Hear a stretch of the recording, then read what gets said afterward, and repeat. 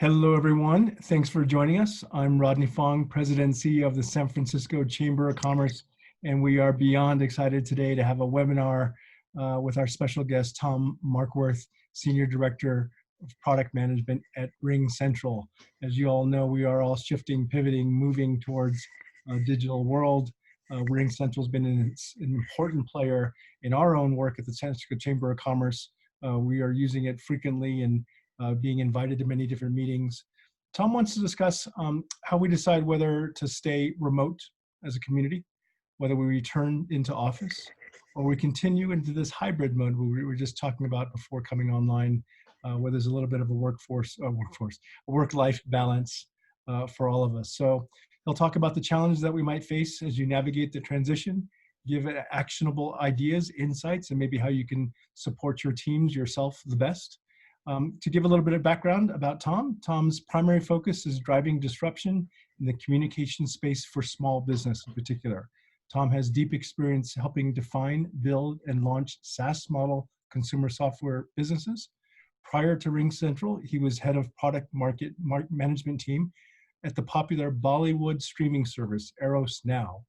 And prior to that, he was at Roku, TV operating system, mobile apps, Universal Movie, television search tools, and before Roku was the group product manager for Shutterfly. I know we have a photographer in the group, and you probably remember using Shutterfly for videos and mobile storage and printing. So with that, Tom, we're very excited to have a peek into the future for all of us and how RingCentral is going to be, and already is, a significant player. So please take it away, Tom. Awesome. Thank you, Rodney. Really appreciate the opportunity to be here, and RingCentral is excited to have this partnership with the San Francisco Chamber of Commerce. Thank you. Let me get going here. Awesome. Yeah. So, I thought I'd just start by saying, the context of this presentation is, I'm not an expert in HR. I'm not a legal expert. I am going to talk about reopening, the impact of COVID-19 on small businesses. And in the context of my job, I spend a lot of time talking to small businesses, and as part of those conversations, I've heard a lot about the various challenges that they've faced. And so I thought I'd start off just by sharing some of the information, some of the statistics that kind of we're hearing from our own small business customers. We've done we recently did, a survey of over 1,100 small businesses, and then have done interviews with dozens of them.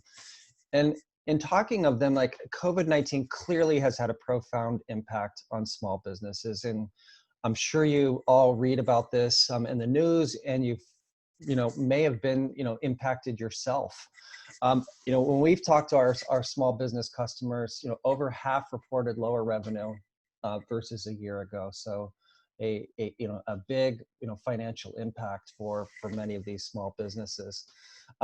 18% of them have reported reducing or completely eliminating headcount. I'll point out that, a fair number of small businesses that we deal with, only have 1 or 2 employees. So, if you look at larger SMBs, ones that have 50, 100 employees, that the headcount reductions are much greater. About half of our SMB customers have applied for small business loans or some other, sort of financial assistance. And then, the impact on COVID-19 has really depended upon, what industry you're in. The ones that have reported the biggest impacts kind of, financially have been, certainly personal services, food, hospitality. That makes sense because a lot of those businesses have just had to close operations completely, as well as arts, entertainment, and recreation. But, there's other industries that have been less impacted, IT, finance, insurance, really any industry where they're kind of able to take their work and transform it into, another format such as video. One second here. So Some other trends that we've gotten from talking to our customers. One is like COVID-19 has really changed how customers pay small businesses. So the rise of contactless payments is a great example. Companies playing greater emphasis on online orders. How products are delivered. And of course, this depends upon whether you're delivering, whether you provide a service or a product, but curbside deliveries, delivery of products at home. And then how customers are served. Video conferencing is probably the biggest trend. There's just been an explosion in the use of video conferencing to provide all sorts of service, from telemedicine to remote education. And then when we look forward, what's really clear now is that COVID-19 is going to have an impact on small businesses, not just for the next few months, but for a long time. We talk about like retail, a lot at RingCentral, because that's one of the most, impacted industries. Retail, because of like a transformation to a lot more sales going online, is more personalized, but in a way it's less personal, because, and I say that because, if you're small businesses have this incredible ability, when they are able to connect with customers one-on-one, to make that sale very personal by being able to help out a customer personally. But as those sales go online, it's less personalized. Event attendance is going to remain low, and that impacts small businesses in a couple ways. If you rely on big events to do marketing and reach out to customers, you won't have those opportunities for a while. But you might also rely on big events, coming into a big conference center. And if those events aren't happening, small businesses, in the immediate area are going to be impacted by, not having that flow of event attendees. Attitudes toward transportation are changing a lot, we're hearing. So, and what I mean by that is, certainly with public transportation and ride sharing, that people are reporting that they are less comfortable taking public transportation, and that impacts small businesses because employees who rely on public transportation might not be as willing to travel as far to their jobs. Travel tourism dollars are going to be more local. So if you think about San Francisco, an incredibly international city, lot less international tourism dollars, but we probably will see increase in travel over the next year of people traveling domestically. Contactless payments, I talked about those. Those are just going to continue to grow. What I mean by that is, making a payment where you don't have to exchange cash or actually touch something to make that payment. Broad acceptance of video-based services. It's just been, we provide video-based services. It's been incredible, like the acceptance of being able to do all sorts of things, over video now. And then finally, we are really hearing that remote work is here to stay, with a recent survey published by IBM saying that I think it was 54% of workers want to have remote work as their primary way of working. Now you start to think about your own, like, prepping for your return to work. We want to share just some of the things that we as a company, as a RingCentral itself, has been preparing to go back to the office. And I'm not quite sure when it's going to happen, but we want to share some of the lessons that we've learned in terms of thinking about our own return to work. I want to throw out this quote. It's a great one from a blogger. Now is a time for us to look after the people who work for us. When a company steps out at a time like this, it builds loyalty, commitment, and long-lasting teams. And the lesson in that is, put your employees first. You put your employees first You have this ability to get long-term loyalty from them and really create like an enduring organization. Social distancing models, equal a safer workplace. There's various models that companies are considering. One is fully or partially remote. Of course, there are companies like a restaurant, for example, or a salon that can't do that. But some organizations are able to do that. Mixed schedules where some employees come in at certain hours of the day, and other employees come in other hours of the day. And then restructured offices. This is certainly one thing that RingCentral is thinking about, of how do we change the actual office layout to provide more room between employees and decrease contact. Tools to use. Video conferencing. There's a number of great tools out there. Certainly, RingCentral is a company that provides video conferencing, but there are a lot of great tools out there. Team messaging is one that we find that not all small businesses are using. Team messaging really goes beyond just basic, chat. With team messaging, you can share files, create tasks for each other, see shared calendars. It's incredibly powerful, and you create these chat-based teams that enable you to connect around like a particular project or a particular theme. And then finally, cloud-based phone. We're a cloud phone provider, and one of the things we saw kind of as COVID-19 first hit is that there were a lot of people who weren't able to go into the office anymore. So their hard phones, like their physical desk phones, was something that was going to left in the office. But because they had a cloud-based phone system, they were able to take that phone number and use it like on a mobile app or a desktop app. And there's great power in being able to take your phone with you, as a small business owner, wherever you go, to be able to answer calls from your customers.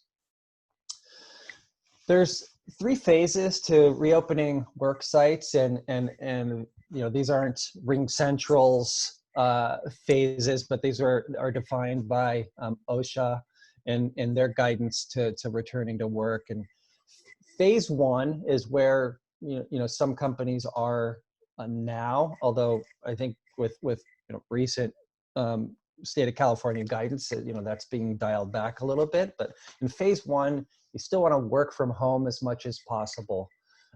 You have strict social distancing guidelines for anyone who is going to go into the office, but you're completely flexible based on individual needs.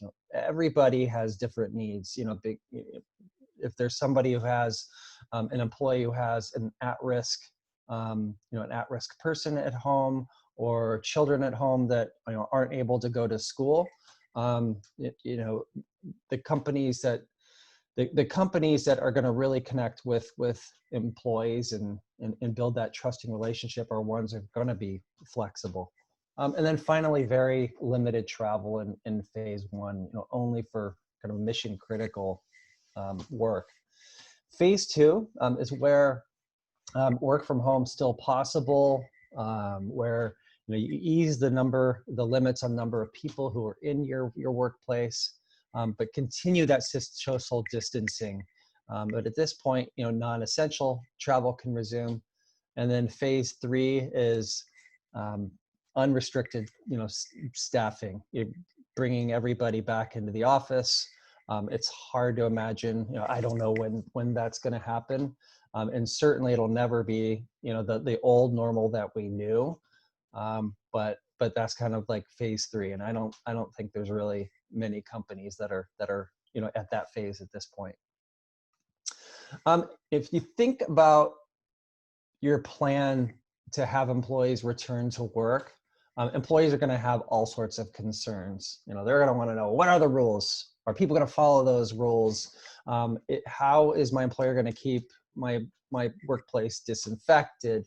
What do I do if I have a child at home or somebody who's at risk at home? Is my company going to make it financially? And, how are things just going to be different for me? And you, as a small business owner, are going to have a lot of questions yourself, like what changes should I make?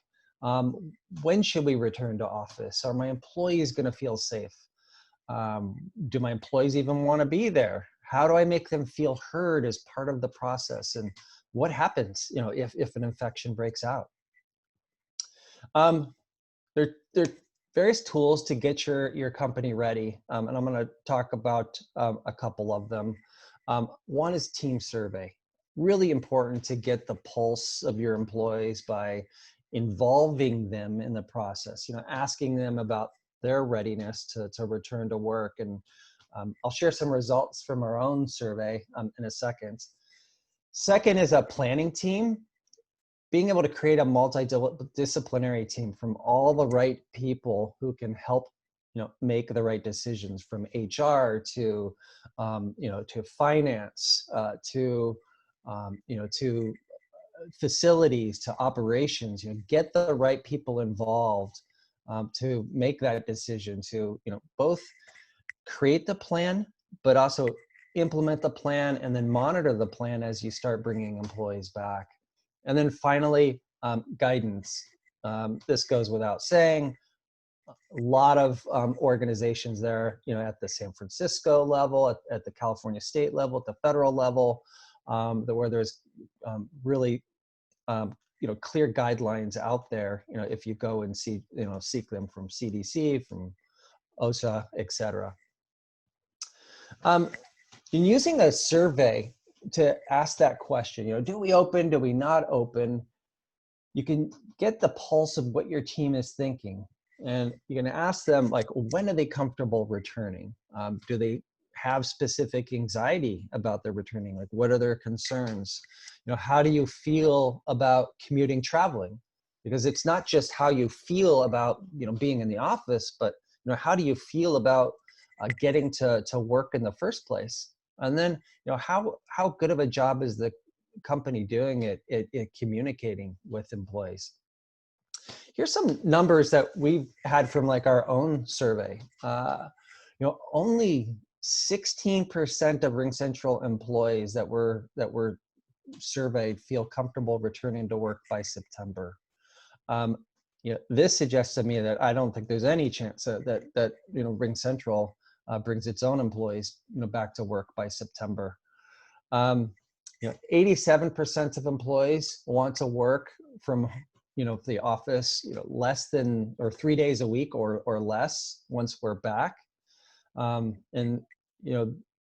Because a lot of our employees have now adapted to being able to work remotely. And again, not every company can do that, but those that can might find that remote work plays a bigger role than it did in the past.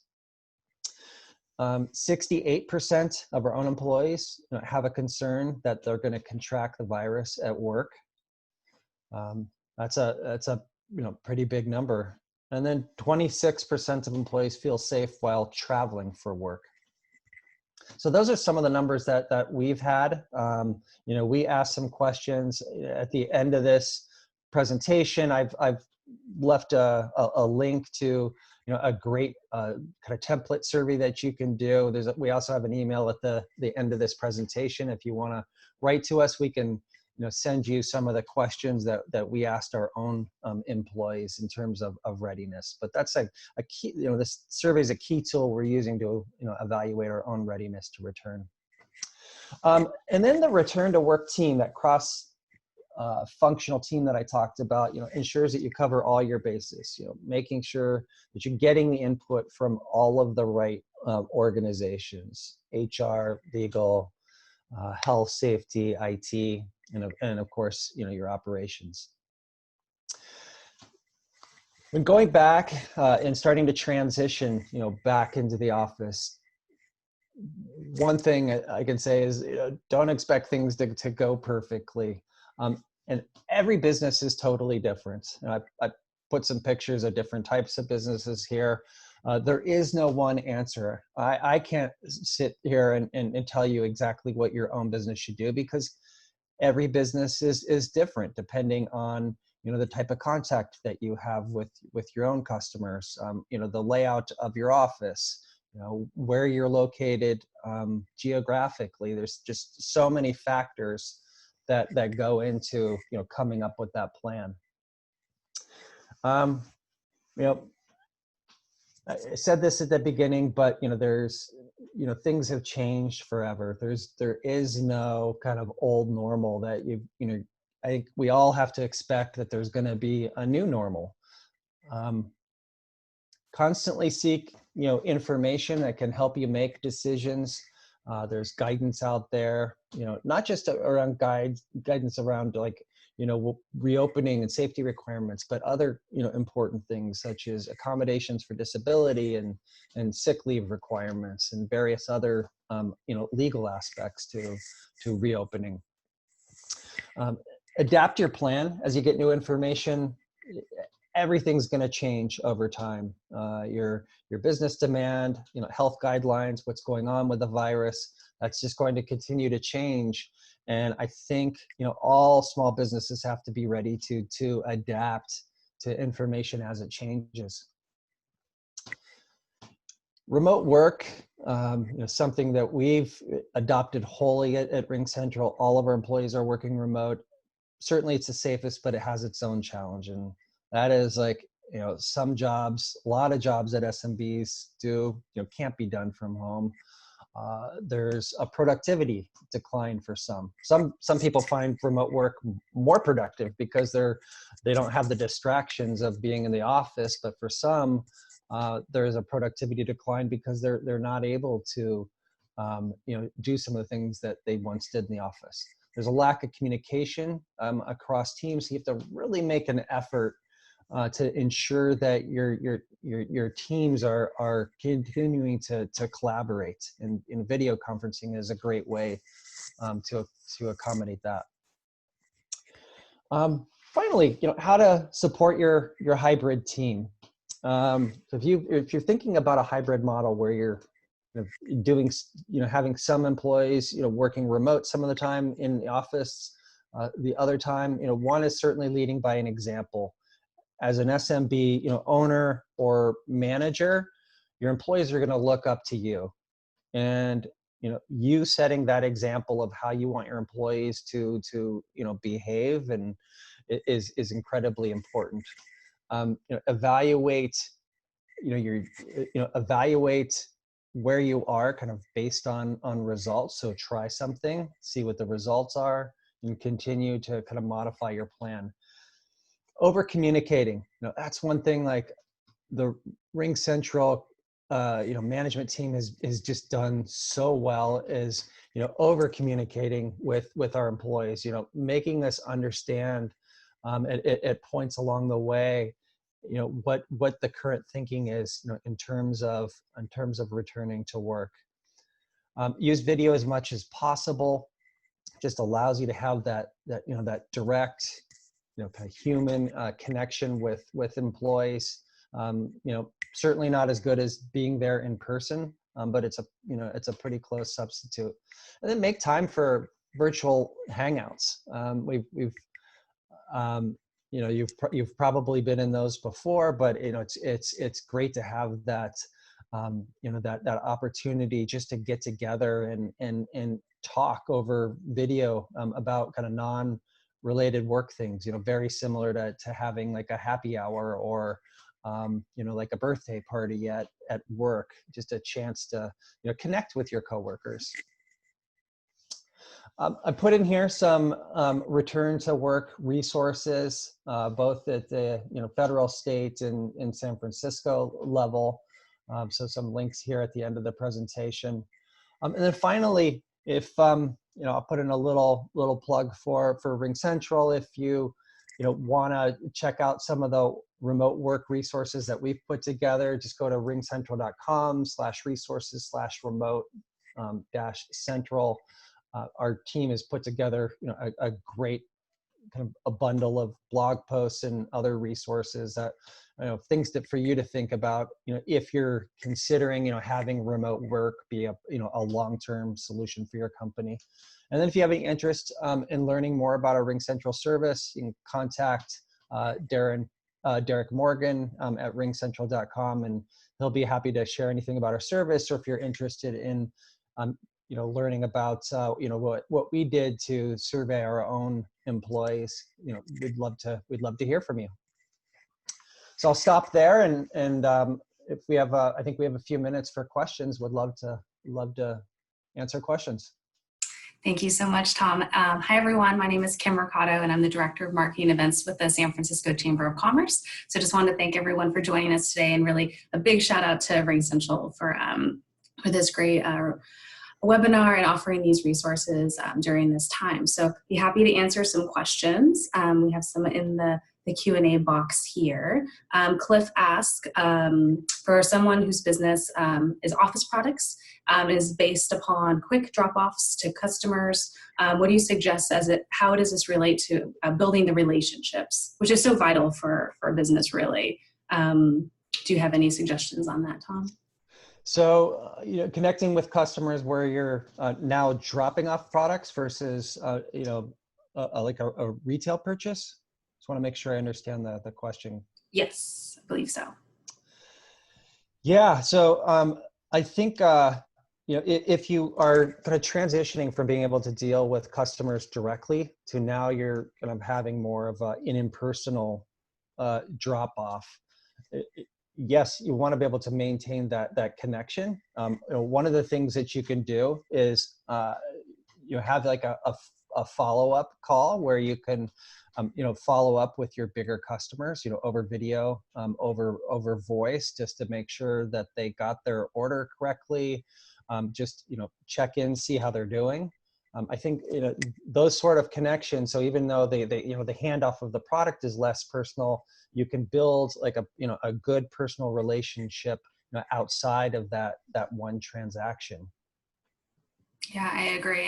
And video conferencing is the world we live in now. So I think that's where it's at. So thank you for that. So Gustavo has a question about letting vendors back into physical locations. And you mentioned phase 3, phase 2. He's curious which one that really kind of sits in, because he runs a photography business that has a lot of on-location corporate clients. Yeah, I mean, I guess it's probably a different question for vendors versus like like subjects for a shoot, because I know a photography shoot itself can be a very personal, intimate thing. For vendors, I think what we're thinking about is bigger companies have the ability to do things like health checks. Anyone who's going to come into our building is going to have like a temperature check and go through like a basic screening service. And I know that like small businesses maybe don't have that opportunity. But what you can do for vendors is, if you're able to still meet with them, is just establish some guidelines for how you connect with them. Either certainly wearing masks and creating like a conference room environment where you're pretty separate, or if you have some place outside that you can meet and talk, that's even better. But I know that a lot of people are anxious to be able to establish those vendor relationships again in person. I certainly am, because there's some vendors that I deal with on behalf of RingCentral, and not being able to connect with them in person is hard. But I'd say establish the guidelines for how you think you can deal with them safely, and that's really just going to be very dependent upon your own office space and kind of like I guess your own office space. Sure, that's great. And I think my last question, I was really interested in the portion where you talked about employees and creating happy hours and really like that employee engagement. One of the great things I love about my job is being able to be with my coworkers and to create that social experience at work. I think in the beginning, everyone there was a happy hour every day almost, right? Yes, like totally. and everyone was having a good time. And and so I think there's this happy hour virtual fatigue that's happening right now. So I'm curious if you've seen any other, employee morale boost activities that you've implemented at RingCentral, or you've seen through some of your clients as well that other companies can take and really help that engagement in their workplaces. Yeah, what I've seen at RingCentral is people creating just some various events. So, it's one thing, kind of like the video happy hours when you get 30 people on a call at the same time. It actually could be kind of tough because you've got various people trying to talk at the same time. So a couple things that I've seen work really well at RingCentral. One is like a training type events. So we've had teams that, for example, have taken video cooking classes where, they've had either someone, in the team who's really good at cooking, or they've, hired like a chef to treat cooking. Everyone buys the ingredients ahead of time and then they go and they cook stuff. Had another group at RingCentral that got all of the people who love to run at RingCentral and created basically like this 24-hour, relay where they're all running like, half-hour segments and then, checking in video along the way. So it's making like the normal kind of video get together, a lot more fun. Mm-hmm. That's great. Yeah. And products like RingCentral is key in that, bringing us all together. So that's really great. So it looks like we're at time here, but I want to give a big shout out to our new member, RingCentral. Thank you so much for your support and offering these resources to the business community. I'd also like to give a shout out to Derek Morgan. You have his contact info here if anyone wants to reach out directly about products or services. And a big heads up that our next event will be on August 6th at 10 a.m. We will be in conversation with HOK, San Francisco Public Works, and the California Department of Motor Vehicles. It'll be involved with our community group, so feel free to join us. That's available on our website. And this link will be sent out shortly after, and we thank you so much for joining us today. Thanks, Kim. We're really excited about our partnership with the San Francisco Chamber of Commerce. So thank you for having me today. Of course. All right. Thank you so much. And thank you, everyone.